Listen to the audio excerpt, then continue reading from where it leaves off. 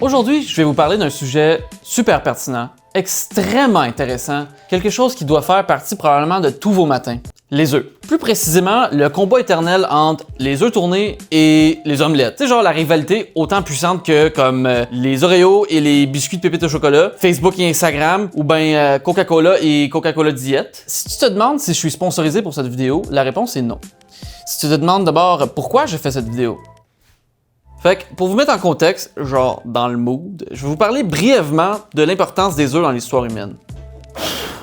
Transition! Les œufs font partie de l'alimentation humaine depuis l'âge préhistorique. En fouillant les cacas préservés des premiers Homo sapiens, les scientifiques ont été capables de découvrir qu'ils mangeaient entre autres des plantes, des animaux et des œufs d'autruche. Des fois on oublie que pas juste des poules qui pondent des œufs, c'est genre les serpents pis tout là. Je pense qu'assez rapidement les hommes de caverne ont compris que c'était moins dangereux d'aller voler des œufs dans les nids d'oiseaux que d'affronter des monstres avec 18 tentacules et genre 142 pattes. Tout au long de l'histoire, on peut observer à quel point les œufs en tant qu'aliments ont été répandus partout dans le monde. Durant l'époque des pharaons, en plus d'en manger beaucoup, ils avaient plusieurs métaphores en lien avec l'œuf. Par exemple, les cercueils étaient souvent comparés à des coquilles d'œufs, protégeant l'humain jusqu'à temps qu'il soit prêt pour renaître.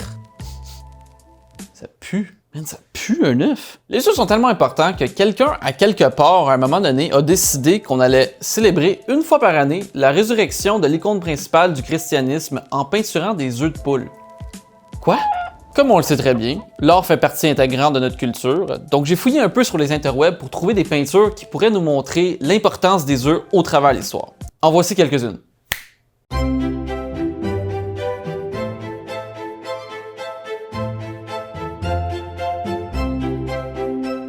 Si vous ne me croyez toujours pas que les humains sont obsédés par les œufs, regardez ceci. Là, vous vous dites, Andrew, c'est simplement un œuf. Faux! C'est la photo avec le plus de likes sur Instagram. Il y a 54 millions de likes là-dessus, plus que n'importe quel humain sur la planète Terre! Parlons spécifiquement des œufs de poule. C'est bon pour ta santé, c'est bourré de protéines, ça fait un excellent costume d'Halloween. On dit que le chien, c'est le meilleur ami de l'homme, mais est-ce que ton chien te donne une bonne source de vitamine D, un maximum de 70 calories et 13 grammes de protéines? Je pense pas. Là, on a un peu établi que les œufs, c'est cool, right?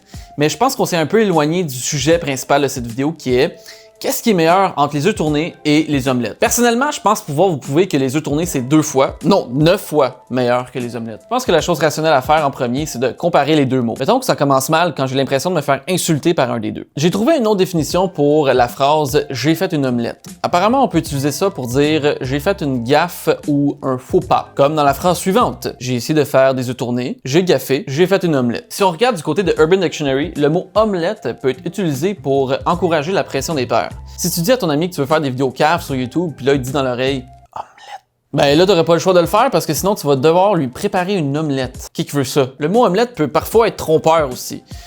En faisant mes recherches, j'ai trouvé un article qui se nomme « Vous ne pouvez pas faire une omelette sans casser les œufs. L'impact de capital risqueur sur le chiffre d'affaires des dirigeants ». Étrangement, l'article n'a rien à voir avec les œufs. Ceci dit, c'est pas juste du négatif, là. Apparemment, ce mot-là peut être aussi sensuel.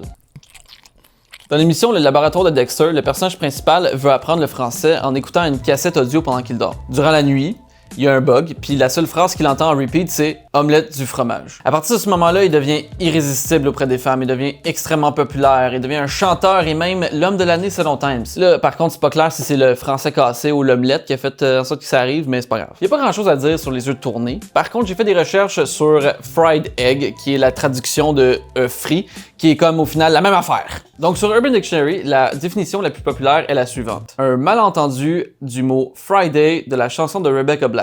Pour ceux qui ne se souviennent pas de ce chef-d'œuvre, je vais vous chanter un petit extrait. Fried egg, gotta eat me some fried egg, waiting for that weak egg. Il y a du jeu de mots d'œuf là-dedans, là. Fait que pour cette ronde-ci, je donne le point aux œufs tournés.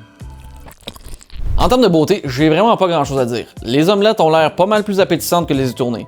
T'as-tu vu le staging de légumes et d'herbes dans cette omelette-là versus ça? Il y a vraiment pas grand chose que tu peux faire avec ça, là. C'est 2 œufs tournés, il y a pas 1000 façons de faire ça. Malheureusement, je vais donner le point aux omelettes. Je comprends que les recettes d'omelettes sont pas mal plus variées. Tu peux manger quelque chose de complètement différent à tous les matins.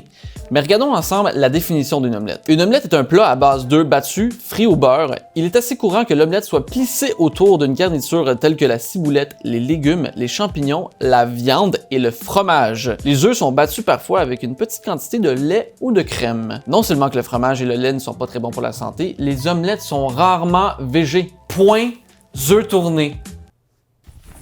Je le sais que j'étais un petit peu biaisé à date. C'est pour ça que je suis allé faire un petit vox pop dans les rues de Montréal pour poser une seule et unique question. Qu'est-ce que les gens préfèrent entre les œufs tournés et les omelettes? Les résultats vont vous laisser euphorique. Monsieur, est-ce que je peux vous poser une petite question? Non? J'ai juste besoin de savoir si vous préférez les œufs tournés ou les omelettes. C'est la seule et unique question. Tourner. Tourner? Oh oui. Est-ce que je peux juste... Pourrais-tu me dire, est-ce que tu préfères les œufs tournés ou les omelettes? Tourner. Omelette. Omelettes. Ça dépend, je suis dans quel mood, là, mais je dirais omelette. Ouais. Les œufs tournés. Les œufs tournés? Ouais. Je pense que c'est la même chose. C'est la même chose. Mais des œufs pochés? Et vous? Moi, je suis végane. Ça m'aide pas. Les œufs tournés? Tourner. Œufs tournés? Moi aussi. 3 œufs tournés. Tu sais, je savais que j'allais avoir raison, mais quand même au cas où, j'ai ajouté une clause dans mon formulaire de consentement qui mentionne que les personnes reconnaissent que les œufs tournés sont meilleurs que les omelettes. Lisez les contrats avant de les signer, c'est important. Pas le choix de donner le point aux œufs tournés. Je suis pas obligé de lancer ça. C'est déjà la fin de cette vidéo. Les œufs tournés ont une victoire bien méritée selon moi. Si vous avez aimé cette vidéo et vous n'êtes pas abonné, ben abonnez-vous. Cliquez sur la petite cloche pour être au courant de chaque vidéo que je sors. Sinon, vous pouvez aussi aller me voir sur Instagram. Je vous promets quand même de ne plus parler des œufs pendant un petit bout. On a fait tout là. Bye là!